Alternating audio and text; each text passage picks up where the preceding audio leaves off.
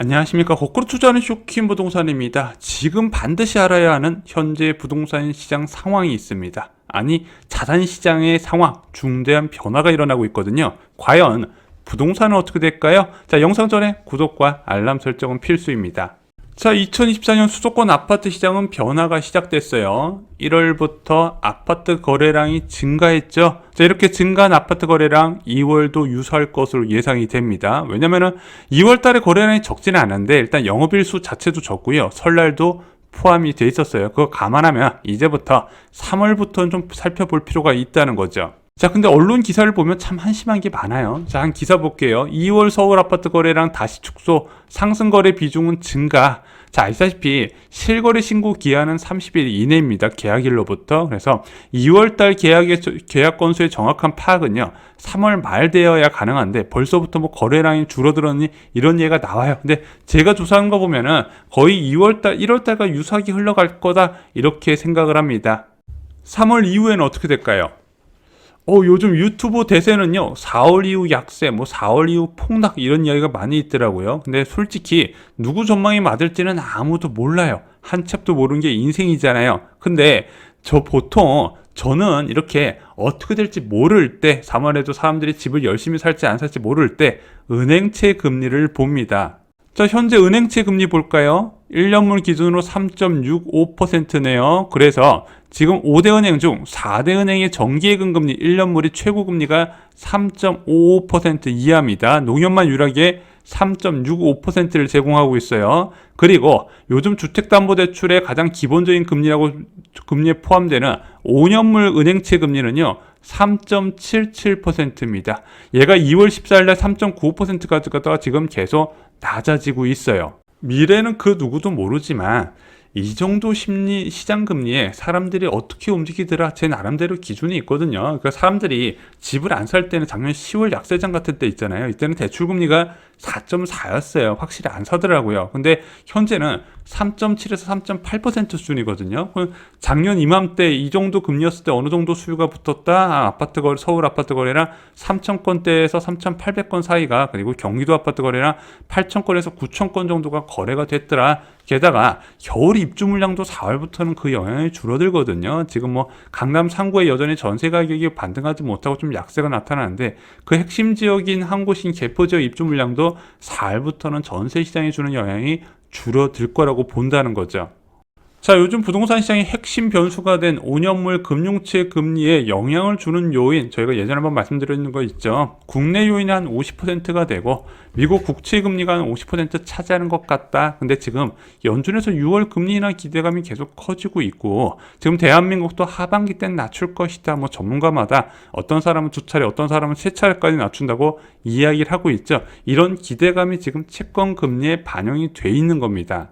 자, 그럼 언제가 됐든 일단 금리는 낮아질 거 아닙니까? 낮아지는 건 분명한 건 사실이에요. 근데 금리 인하가 시작된다는 것은 어떤 뜻일까요?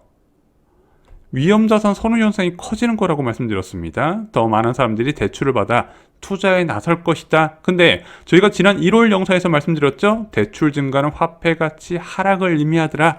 낮아지는 화폐 가치를 대응할 수 있는 방법을 투자자들이 찾기 시작하면서 금리 인하 전에 미리 움직이더라 선반영이 나타난다고 하죠. 자, 그래서 수요보다 공급이 제한된 자산에 몰리더라 대표적으로 금인 것 같습니다. 자, 지금 한국금거래소의 시세 봤더니 내가 팔 때 33만 9천 원까지 받을 수 있어요.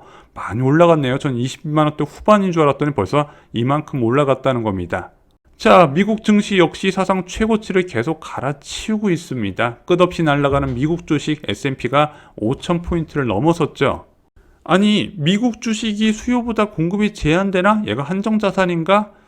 그렇게 볼 수도 있겠더라고요. 한 마이크로소프트 영업이익을 보겠습니다. 2018년부터 영업이익은 꾸준하게 증가하는 추세가 보이는데, 반대로 발행 주식 수는 계속 감소하는 모습이 보입니다. 2020년 6월에는 7억 5천만 주였는데 2024년 6월에 봤더니 7억 4천만 주로 오히려 꾸준히 발행 주식 수가 감소해요. 자, 이익은 계속 늘어나는데 발행 주식 수는 계속 감소하고 배당이 늘어나다 보니까 전 세계 투자자가 열광을 하고 있지 않습니까? 한국 증시는 안타까운 게 이것이 어렵더라고요.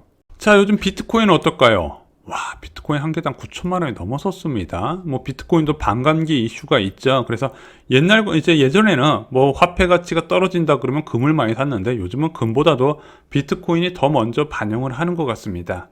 전 세계 투자자가요, 빠르게 움직이고 있습니다. 다 아는 거죠. 현재가 영원하지 않다는 거. 미국의 기준금리 5.5%, 대한민국의 기준금리 3.5%가 영원하지 않더라. 그럼 언젠간 낮아질 건데, 그게 뭐 2, 3분기든 4분기든, 그거와 상관없이 1년 뒤, 2년 뒤를 보고 움직인다는 겁니다. 그때 귀해질 자산이 무엇인가? 이걸 좀 생각해 볼 필요가 있다는 거죠. 가장 중요한 거, 서울과 경기도에서 서울에 인접한 핵심 지역이 과연 그 지역에 위치한 아파트가 귀해질 자산인지 보자는 거죠, 오늘은. 자, 많이 달리는 댓글이 있습니다. 10년 넘게 서울 아파트 가격이 2배 넘게 올랐다. 실제 2014년 2월 서울 아파트 실거래가 지수는 78.4였습니다. 근데 현재 서울 아파트 실거래가 지수는 156까지 치솟았어요. 2배까지 치솟았다는 거죠. 자, 저보 제일 비쌀 땐 182까지 올라갔었네요. 근데 이게 소득 증가 감안해도 버블이다 이렇게 생각하시는 분들이 많이 계시더라고요. 그래서 너무 단기간에 많이 올랐기 때문에 여기서 더 오르기 힘들다고 보시는 분들도 꽤 많이 계십니다. 자, 근데 금도 한 10년 전과 비교해 봤더니 거의 뭐 2배 가까이 올랐더라고요. 그러면은, 얘도 소득 증가분에 비해서 많이 올라갔기 때문에 얘도 폭락할 수 있을까요? 금은 전 세계에 수요가 넘쳐나잖아. 뭐 인도나 중국에서 엄청 사들이고 수요가 급증하는 금과 비교할 수 없다. 이렇게 말씀하실 수 있습니다. 자, 근데 서울 아파트 그 공급 물량 한번 볼까요? 입주 물량. 00년부터 05년, 06년까지 일반적으로 서울 아파트 입주 물량 5만 건대 후반이었습니다. 자, 근데 올해하고 내년에 서울 아파트 입주 물량 봤더니 올해는 2만 호, 내년엔 3만 호입니다. 근데 내년에 3만 2천 호 정점을 찍고 계속 낮아진다 말씀드렸어요. 왜? 정비 사업장이 줄어들기 때문이죠. 그래서 예전에는 5만 호, 6만 호씩 들어오던 게 계속해서 줄어들어서 3만 호, 이제 2만 호대가 단시 되어버렸다는 겁니다. 반대로 선호도는 어떨까요? 자, 아파트 선호 현상 더 심해졌지 줄어들고 있지는 않죠. 게다가 수도권 현우 현상 줄어드나요? 안 그렇죠. 젊은 층은 어떻게든 수도권에 남아두려고 하고 있습니다. 선호도 지역은요, 공급이 제한되는데 수요가 멈추지 않다는 것은 우리는 다 알고 있다는 내용이죠.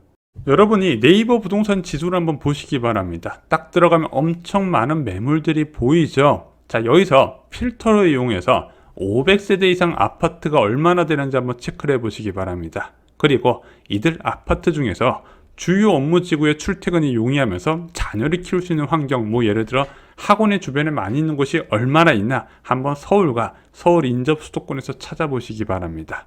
아마 생각보다 굉장히 적을 겁니다. 그리고 그렇게 적은 단지들 가격이 비싸다는 걸 알 수 있을 겁니다.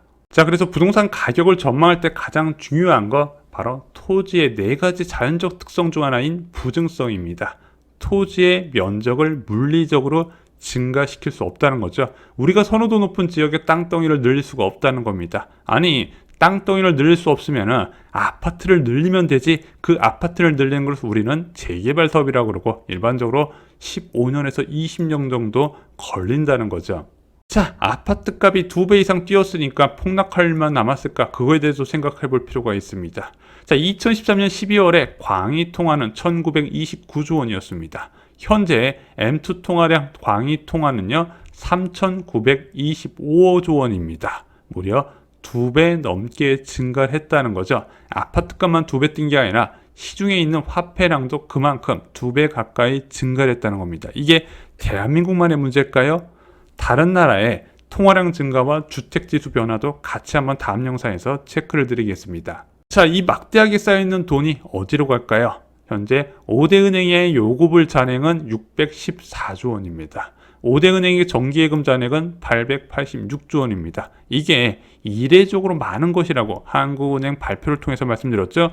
가계 초과 주축이 100조가 넘더라. 자, 그러면은 금리 인하 시기에 이런 돈들이 계속 예금에 있지 않는다는 건 말씀을 드렸고, 어딘가 위험자산으로 갈 텐데 아파트만 빼고 다른 자산이 다 오르는 현상이 일어날 수 있을까요?